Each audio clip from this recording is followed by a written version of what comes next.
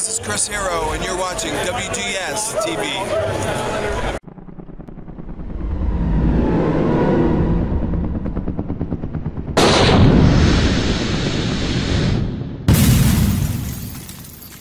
Hello everyone, welcome to another installment of WGS-TV right here on YouTube.com/WrestleGamer and ZFX-TV. I'm the WrestleGamer, Billy Bujo. This is going to be the WrestleMania 30 full show review, guys. Before we get started, I got a couple of guys I'm going to introduce you to, and hopefully a couple of more guys will be joining us later on in this review. First off, he's a resident music mogul over on YouTube.com/LanceMossTV. He is the incomparable Lance Moss. Lance, how you doing? Little rainy here, but I'm doing pretty good. And ladies and gentlemen, he also was there live at WrestleMania, as well as yours truly. He is the host of the Who Dat Temple over on iVlog. He's James and Big Easy. James, how you doing? I'm gonna say is yes. Yeah. I mean, by the way, it is not the Silver Dome, it's the Superdome. Superdome. Oh, yes, as Hulk Hogan so eloquently put it during that lovely opening promo. But before we go with that, let's talk a little bit about the kickoff match, which I really didn't get to see too much because of the sea of people that were there in the Superdome trying to get to their seats. And let's just say it took about 7,000 people to push me, and they did. But anyway, from what I was able to ascertain about the kickoff show, one thing, the Usos retained their titles, and the Real Americans split up, and in the form of Antonio Cesaro doing the Cesaro swing to Swagger. So I kind of figured maybe they were leading somewhere with that, you know, because they had to be doing something with Cesaro. So To clarify, it was a fatal four-way elimination match. That they didn't say it was going to be an elimination match until it said the following contest is a fatal four-way elimination match for the tag team championship. Oh, what the hell? Well, let's get to the opening promo for WrestleMania with Hulk Hogan. Of course, you got to start it off with your host of WrestleMania, Hulk Hogan. And we already knew well ahead of time that Stone Cold Steve Austin was already confirmed. I'm going to give props to the WWE, though, Lance, because I did not expect to see The Rock there at WrestleMania. And WWE, in my opinion, kept a really tight lid on that, so I got to give him some kudos about that. Well, all fairness, I followed The Rock on his personal page. He said he was going to be at Mania, so I knew something was going to be going on. I wasn't sure it was going to be that, because that was, let's face it, that was freaking awesomeness. Yeah, it's like you had Golden Era and one of the major stars of the Golden Era in Hulk Hogan, and two of the biggest stars from the Attitude Era, The Rock and Stone Cold Steve Austin. I do like the fact that they kind of ragged on Hogan a little bit about his little botch with the Silverdome, you know, what is supposed to be the Superdome, not the Silverdome. The crowd did kind of get on Hulk Hogan's case about that. Silverdome's up in Detroit, back at WrestleMania 3. The Silverdome, from my understanding, no longer exists. Pretty much. Mm-hmm. Pretty much. But I like his career. But anyway, I gotta say, you know, despite the botch, I thought it was a great promo. Good way to start off WrestleMania. Now, I want to talk about Daniel Bryan and Triple H. A lot of fans were probably thinking, oh, it's incredibly obvious they're going to put Daniel Bryan over. And, you know, it kind of makes sense. So that way the main event of your biggest show of the year wouldn't get booed out of the building. And I got to say, one thing, Triple H's entrance was awesome. That was epic. You know, you always expect good entrances, and you didn't have to worry about anything coming on. Well, I can't believe I just said that. Spewing excrement on Triple H, as it did a couple of years ago. I will say this: I thought it was a unique way and unique entrance, and a really well-worked match, James. Some fans are saying, you know, oh, that wasn't a good match, boo. But Daniel Bryan still won, but a lot of marks out there, you know, they're like, oh, Triple H attacked him after the match was over. Boo. It was kind of expected, in my opinion. Don't you think, James, to kind of put your top face in that more of a predicament, try to like overcome the odds again? Wouldn't that kind of make sense to do that? It would make sense. I mean, the fact is that you have your top face guy going against like the authority, and the fact that we obviously knew Daniel Bryan was going to win. Yeah, exactly, but that match was a great match. There's not to put away, and also Daniel Bryan kicked out the pedigree. So, and yeah, you're right. That with you need to have a little bit more, because if you just have him like go like 100% or like maybe 95%, obviously he's gonna either lose or do some. But it just to have better with the odds stacked against him. Well, you know what? I'm going to give an A for effort to Triple H, because when's the last time we actually see him try to throw a tiger suplex in a match? I can't really recall that. Now it was nowhere near the tiger suplex that Sonata used on Impact the previous week to get his victory on Tigre Uno, but like I said, you got to give an A for effort for Triple H to even attempt throwing a tiger suplex to Daniel Bryan in that matchup. So I guess they were just trying to go all out in that one. So we're going to go ahead and give that one, in my opinion, a 4 out of 5. One thing I said on the Facebook page is I would hate to be the match following that, because that was a great opening match. The matchup following that was the Shield taking on Kane and the New Age Outlaws, and one of the things that Ashton Spears said to me on the ride home, yes, the trilogy gave me a ride to WrestleMania, Lance, is the fact that he said it was done right. The way that you put your new guys over like that in the Shield, but the finish was absolutely spectacular. We've always seen the Shield do the triple power bomb on one guy. Tonight they brought out something new. They did I guess a double triple power bomb on both Outlaws to pick up the win. What was your reaction to that, Lance? Holy shit. Yeah, But then again, I did hear some kind of sad news. Well, besides the fact that there goes James. I heard Billy Gunn got hurt. He did? From that double triple. Huh. Well, anyway, like I said, I think they worked it the right way, in my opinion. So. Yeah. But hopefully, there's James. He's back. Yes, but I'm be using my mobile for the time being, because I have to do them. Okay. Well, up next we had the Andre the Giant Memorial Battle Royal. A lot of fans, were really kind of speculating, and one thing I did say was, I would be really shocked if Big Show was going to be the one to be put over. Now, it came down to Big Show and Cesaro, and James, in my personal opinion, what a way to finish off that Battle Royal, seeing Cesaro pick up the Big Show like he was nothing and body slamming him over the top rope. What was your reaction to that? Well, it's like really I saw like he was in the Battle Royal. It's like, wait, why is he in the Battle Royal? He just basically lost. He broke up with the Real American. Well, he broke up with Swagger. All of a sudden, he's not in this Battle Royal. And then when you saw him picking up, like, yeah, he's gonna get that push.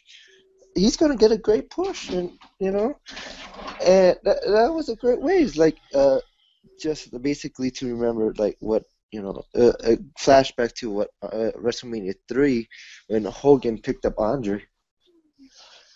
Oh yeah, definitely on that one. But I got to say that was an exciting finish, in my opinion, to it. But up next is something that kind of really irked me a little bit about the New Orleans fans. It was when Bray Wyatt. This is not the New Orleans fans. You're dealing with the international crowd, not New Orleans. All right. Well, I'm not going to. Well, thank you for the correction. Well, the fans at the Superdome that night. How about we put it like that? Yeah. There you go. John Cena and Bray Wyatt. So, since you Cena haters out there want to have your own little chant about your hatred for John Cena, I started it on the Facebook page. You guys heard it on the vlog, and I'm going to say it here. This is my chant for you guys out there. Let's go Cena, haters suck. And every time I hear someone say that stupid little ignorant Cena hate chant, I'm going to put my chant right in your face. The fact, If you don't like it, too bad. If you guys can have your own little chant, why can't I have my chant about the Cena haters? well, because really that one is basically, yeah, they did that, but WWE has embraced that chant. I mean, they even made a shirt for that chant. I mean, you have to deal I with think it's stupid though. I know, but it's what you can say. What else you can say with that? Well, I'm going to say this right here and there. I do not share the sentiments of the WWE Universe. I do not share in that fact because they want to get on John Cena's case for his gimmick being stale, repetitive, and boring. Hulk Hogan had the same gimmick for years. Undertaker had the same gimmick for years. Rock had the same gimmick for years. Chris Jericho had the same gimmick for years. So if y'all want to cheer these guys and hold them to a different standard, why the hell y'all getting on John Cena's case for his gimmick being the same like everybody else? Like the Warriors gimmick was always the same. Goldberg's gimmick was always the same. Ric Flair's gimmick was always the same.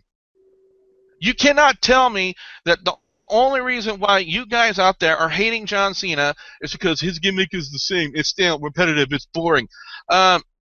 Then by your standards, Cena haters, that means that Hulk Hogan, you hated Hulk Hogan, you hated The Undertaker, you hated The Rock, you hated Goldberg, you hated Ric Flair, you hated The Ultimate Warrior. By your standards, when someone's gimmick is stale and repetitive, you hate that person. So those people I just named, Hulk Hogan, Warrior, Sergeant Slaughter, Macho Man Randy Savage, all those guys, their gimmick were always the same. By your standards, you guys hate all Hulk Hogan, Ultimate Warrior, The Undertaker, all those guys because their gimmicks were always the same. So I'm going by your standards because apparently when I posted that up to Facebook, having a different opinion from the WWE fans, I'm like, oh, so you got to wash your mouth out with soap. I'm like, really? I can't have my own opinion. So, and one person actually unliked the WGS-TV Facebook page, guys, because I won't hate John Cena like everybody else. Ridiculous. It was a great match. It was a really good match with Cena and Bray Wyatt. But the ignorance of Cena haters out there brought it down, in my opinion. I don't understand why people just want to hate because they think hating is cool. I respect John Cena a hell of a lot. I respect his work. I respect him in the ring. I respect his mic skills. There's a reason why he's been in the WWE that long. And it's not because he's a big guy and Vince McMahon likes big guys. Screw that opinion. Screw that thinking. John Cena is a damn good worker. And you people out there who hate him have absolutely no respect for him just because, oh, we want to change him because we thought we could change The Rock. We thought we could change Hulk Hogan. Not happening. Not happening. That excuse ain't gonna fly with me. But anyway, let's get off of that one and talk about the Streak versus the Beast, the Undertaker versus Brock Lesnar. A lot of people at that time, Lance, were thinking 22-0. When Lesnar hit that third F5 and pinned the Undertaker, what was your instant reaction to that? What? Yeah, that's pretty much all that was said, among a few other words. And James, when that happened, both you and I can attest to this. At that time, the Superdome went silent. Exactly. That's what's the main thing with what happened at WrestleMania 30 in the Superdome. The wins in that sale of the Superdome basically just died.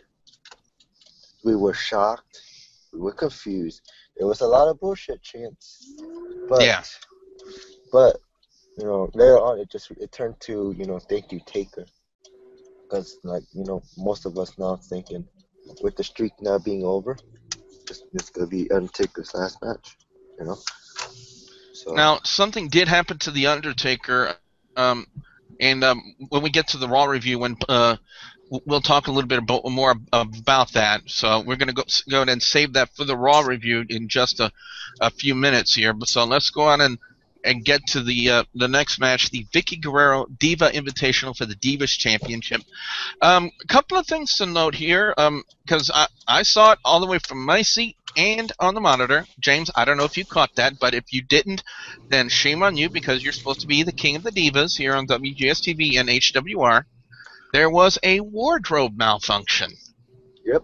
With Cameron. Yep. During her spot with Emma, that was when the wardrobe malfunction happened. Lance, did you catch that at all? No. After the streak was broken, I was out of it. I think that was really what everybody in that Superdome was like, you know, myself included, like, my God, the streak. I mean, yeah, I like the divas. I am the king of divas. But once that streak happened, the fans didn't care. There was a heavy round of boos for the divas when the lights came up. I remember that. That's all really. There was a reaction of cheers for AJ, but it was like more like, oh my God, it was still that shock. Well, AJ does walk out with the Divas Championship, locking on the Black Widow on Naomi. Can I say something? Go ahead. No, continue finishing that before I say something. All right, well, one thing the referee did not see was AJ forcing Naomi's hand to tap. And as soon as the fans saw that, of course, they went like, oh, but AJ still wins. What do you have to say, James?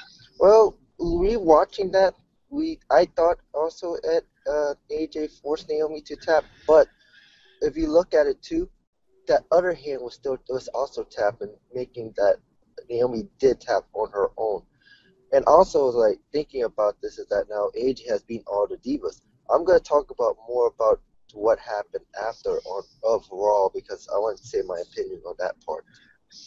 All right, well, let's get on with it to the main event, the WWE World Heavyweight Championship.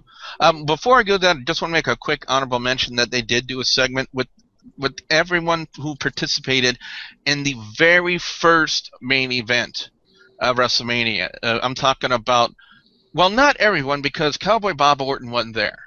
But we had Hulk Hogan, Mr. T, Mr. Wonderful, Paul Orndorff, and Roddy Piper. They were trying to make amends, trying to bury the hatchet. And, of course, you had Pat Patterson, who was the referee in that main event, come out in his referee garb and trying to say, you know what, you need to bury the piece. And I got to say, kudos to that segment. And Roddy Piper acting like it was really painful to shake the hand, Mr. T. He was like, kind of like how we all were during Mr. T's induction speech. Pretty much. Well, let's get to the main event now. The WWE World Heavyweight Championship on the line. Randy Orton defending against Batista and Daniel Bryan. A couple of things to note about this matchup, because I definitely caught this, and I'm pretty sure James saw this as well, as we were both live in the Superdome at that time. Is the spot on the outside with the Powerbomb neckbreaker. People calling it Powerbomb RKO. No, it's the neckbreaker. If RKO, it would have to be flipped around. But the way Randy Orton landed on that monitor, James, I was like, ouch! I didn't get it until I saw the replay. I'm like, oh, that hurts. Yeah, I mean, it was ugly. If you were closer up, it was ugly. Yeah, and one thing Ashton Spears did note to me, because he said from his vantage point, he said Randy Orton started stiffing the hell out of Batista for that one, and you know what? I don't blame Randy Orton whatsoever for that, because again, the way he looked, he kind of like folded over that monitor, and they showed it in slow motion on replay. It was like, It sliced his back a good bit too. Oh yeah, Oh, definitely. So I'm surprised they just didn't flat out stop the match. But then again, that would have pretty much ruined the main event of your biggest show of the year in WrestleMania. Now, Batista tapping out to the yes lock, that's when pretty much everybody erupted. And, you know, there were some people looking at me like, why aren't you standing up and cheering? And I look at him and I said, you know what? I respect Daniel Bryan. I'm a fan of his work. I'm glad he's getting his just due. But I am not going to be one of the idiots of the Yes Movement going,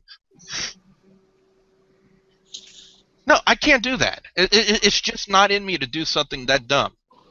Now, if other fans like it, good for them. I choose to respect and show my appreciation for the good work for Daniel Bryan in my own way. I am not going to point up my fingers and look like a fucking fool like some of the other members of the Yes Movement. I'm just not going to do it. Which is the almost 75,000 people that was in that Super Bowl, including myself. Well, no offense to you, James, then, okay? Yeah. All right, but like I said, you know, I can be a fan of Daniel Bryan. I'm not a fan of the Yes Movement. I can't get into it. I just can't. Okay? So, and one thing I want to know, I thought this was a really, really good WrestleMania. I'm walking out, and by the concession stand, there's this dude. He's just standing there with a sad face saying, "Oh, this was the worst WrestleMania ever." I asked him, like, why? 'Cause Undertaker lost. Do you guys know how bad I wanted to slap that dude and call him a mark? You're gonna really judge a pay-per-view on one match? Really? Please, come on. It's time to go into our overall scores and our picks for best and worst. Well, I'm just going to say match, because I think I already know what you guys are going to say best segment was. Rock, Hogan, Austin. Yeah, pretty much. Well, it would be either that or the segment backstage with Hogan, Mr. T, Orndorff, Piper, and Pat Patterson. Either or, but I think fans were more popped for what they did in the opening segment with Hogan, Rock, and Austin. So we're going to just throw that out the window. It's automatically understood that was best segment of the night. But now we're going to go for overall scores and best and worst match of WrestleMania 30. Having the opportunity for the very first time to not only visit the Superdome, because I am a Saints fan. I've always wanted to see the Saints play in the Superdome. I always thought my first opportunity to be inside the Superdome would be for a Saints game. But turns out that my first opportunity to be inside the Superdome, remember, Superdome, Hogan, Superdome. And my first opportunity to be inside the Superdome was for WrestleMania, basically killing two birds in one stone. Because for one thing, it's always been a wrestling fan's dream to attend WrestleMania. Hands down. If you're a wrestling fan and you follow WWE for years like we have, it's always been a dream of yours to attend the biggest show of the year, WrestleMania. And getting the opportunity to do that, to me, was achieving one of the lifelong dreams I've always had. It's being there live at WrestleMania. Albeit, if you guys saw the vlog, I didn't get a chance to sit in the seat that I paid for.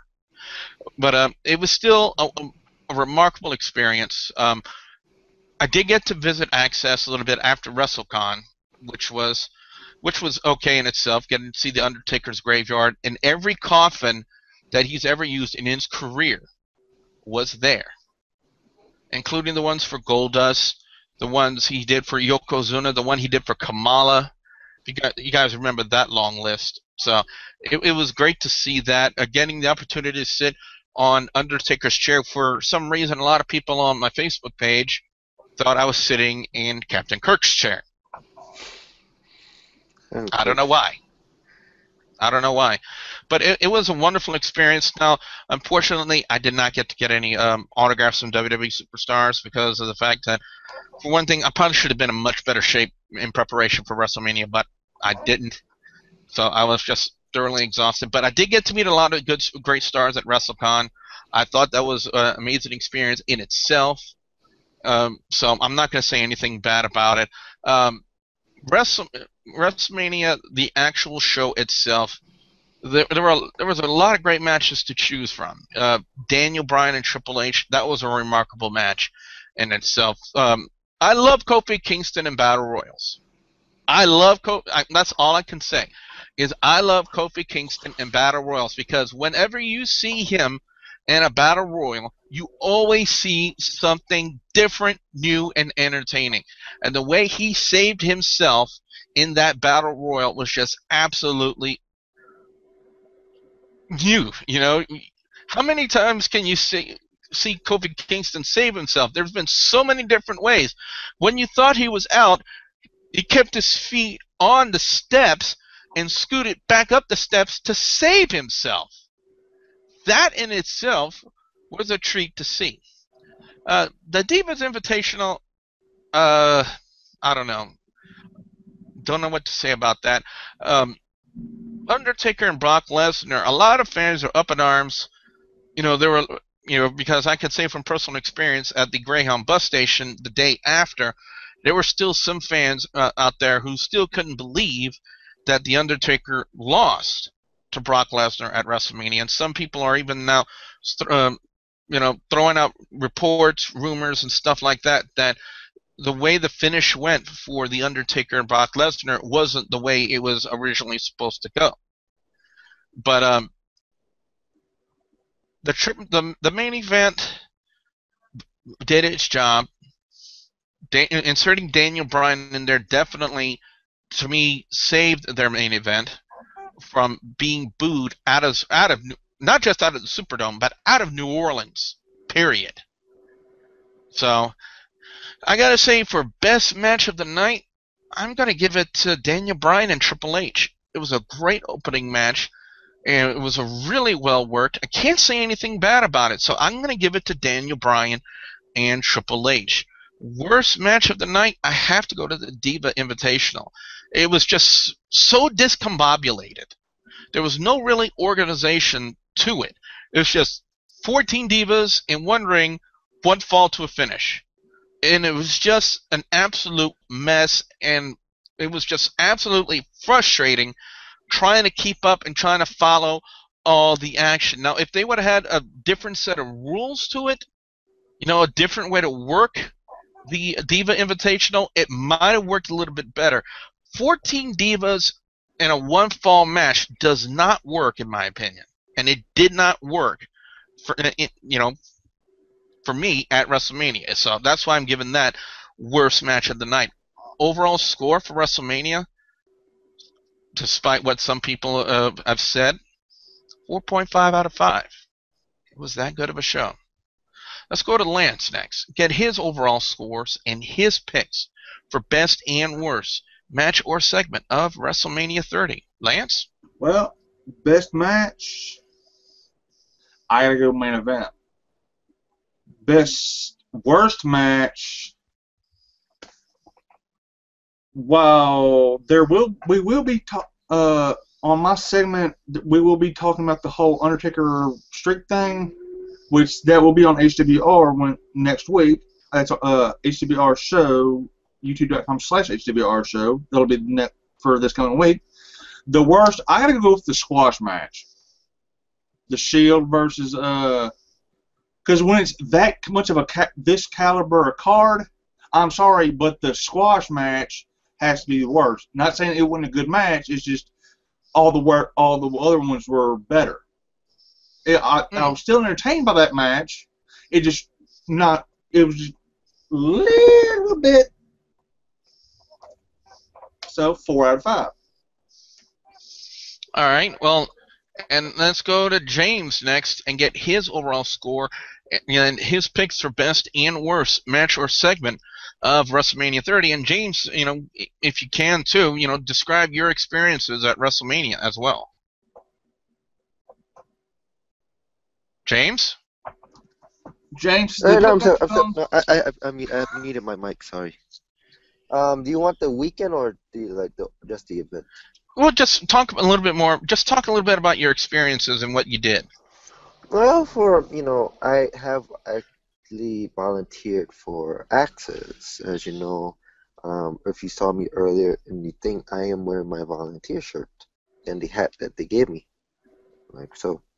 And the whole weekend, it was a great, fun weekend, you know, just going around, you know, protecting the NXT titles on Friday, just like doing the, like helping with lines and stuff for the graveyard and the superstar entrance on Thursday and Saturday. Also doing the helping with the playground was a great experience on Friday. James, let me ask you a question. In the time that you were helping with these superstar entrances, if you could just kind of gauge for yourself a minute, which superstar entrances were used the most out of the ones that were there that you saw? I would say about well, that's really hard. I would say a little bit more with Bryan, but there was Cena's, Batista's, Orton, Triple H been used. I would say I know the least was Sheamus, his entrance. I hate to butt in, but James, you know the story of the guy dressed up as Kane, please? Okay, so this one time on Saturday, I was back at the Volunteer doing the Superstars entrance. There was this guy dressed up as Kane. As you know, on the list there was no Kane entrance. What was the next thing that person did? He did the freaking AJ Lee skipping entrance. I was like, what? Yes. Guy dressed up as Kane, full gear, skipped AJ. I'm like, okay. I just could. That just made my day, really. It made me laugh because I knew stuff like that was going to be funny, but I was just like, okay, I'm done. My head is hurting a little bit. On to WrestleMania, James? WrestleMania, but I was I became a guest on Sunday I did some autograph, did some stuff. But on like WrestleMania itself, besides the whole debacle about the people pushing and shoving and all that stuff, the event itself was a great event. Besides that part, I mean, everyone would remember it now. I'll give the event a 4 out of 5. The best match, I'm going to have to give it a tie between the kickoff match and the opening match. With the opening segment, Hogan, I was not expecting Austin. I was not expecting Rock to do it. I thought they were going to do a different segment, but just those 3 in there, it went from a bad promo with Hogan botching every few seconds to a great segment. Like, they're having a little fun with Hogan. That just made the night. But the 2 matches that stole the show will have to be the kickoff match and the opening match. The worst one I'm giving a tie between the squash match and the Divas match. The squash match is because I was like, why are you having the Shield like beating them up easily and not giving like a chance to like have a good maybe 5-minute match? The Divas match is more of the fact, not just because it's a clusterfuck, but it followed Taker and the loss. And because you were not allowed to referee it. No, it's not that. No, but it was more like the crowd was just dead for that match. You know, they didn't get back into it until Triple H interfered in the main event. And I knew Scott Armstrong was going to come out because he was saying something on Twitter how he was in New Orleans. I'm like, watch it. I told myself, watch Scott Armstrong get interferes in that main event or some with Daniel Bryan, and yes, he did. Yep, he definitely did. So what we want to know now from you guys out there, the viewers and subscribers, your thoughts on WrestleMania 30. What are your overall scores? What are your picks for best and worst match or segment of WrestleMania 30? What are your reactions to the streak being over? What are your thoughts about that? Your thoughts on Daniel Bryan becoming new WWE World Heavyweight Champion? Where's WWE go from here? Definitely want to hear from you guys out there. Be sure to put your comments in the comments section below. Don't forget to like and favorite this video. Lance, what can fans expect to see when they come visit your channel over on youtube.com/LanceMossTV? album reviews, NASCAR discussion videos, redneck gourmet cooking videos, and whatever else pops into my head. And yes, ladies and gentlemen, he threatened me with a duck, but for some reason he never showed his face to me that weekend for WrestleMania. He's James from the Big Easy. James, what you got coming up? I was gonna show my face, but the fact that the whole situation with the ride, and also the fact that, you know, after WrestleMania I was still in shock that the streak being broken. I forgot. I just wanted to go home and just talk about it with Mike and all them. But you will find me on ivlog.tv /user/fatboy504. We do game shows, play video games. We talk about wrestling and sports. If you want to talk about like how you felt about the streak, then, you know, come see me. And I'll be live soon. We talk about the streak. Fans, don't forget to like the Facebook page, facebook.com/WGS-TV. And don't forget to please subscribe to youtube.com/WrestleGamer and youtube.com/ZepXTV Network if you haven't already. So for the incomparable Lance Moss and Lance Moss TV and James from the Big Easy, I'm the WrestleGamer, Double B Billy Boudreaux, saying thank you very much for watching.